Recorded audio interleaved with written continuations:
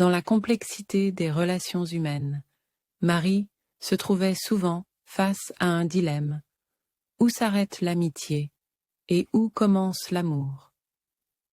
Elle avait toujours ressenti une grande affection pour Antoine, son meilleur ami. Ils partageaient des rires, des confidences et une confiance mutuelle qui ne faisait que se renforcer au fil du temps. Tout semblait simple entre eux, jusqu'à ce que cette frontière invisible entre l'amour et l'amitié commence à devenir floue. Un jour, Marie réalisa que ce qu'elle ressentait pour Antoine allait au-delà de la simple camaraderie. Ce n'était pas seulement de l'attachement profond qu'elle éprouvait, mais une attirance physique qu'elle n'avait pas perçue auparavant. Cela la troubla. Comment pouvait-elle différencier cette affection intense de l'amour? L'attirance physique est l'un des premiers signes, lui rappela-t-on souvent.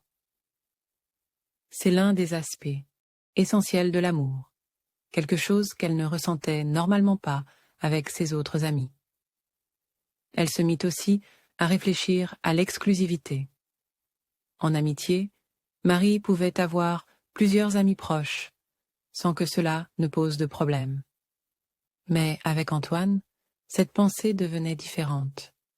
Elle imaginait leur relation comme unique, privilégiée, presque exclusive.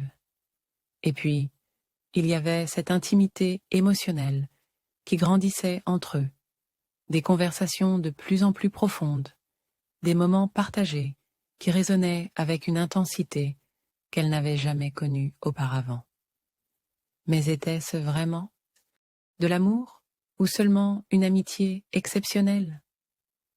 Marie sentait que cette confusion n'était pas la sienne seule. Elle savait qu'un jour, il lui faudrait parler à Antoine, clarifier ce qu'il ressentait.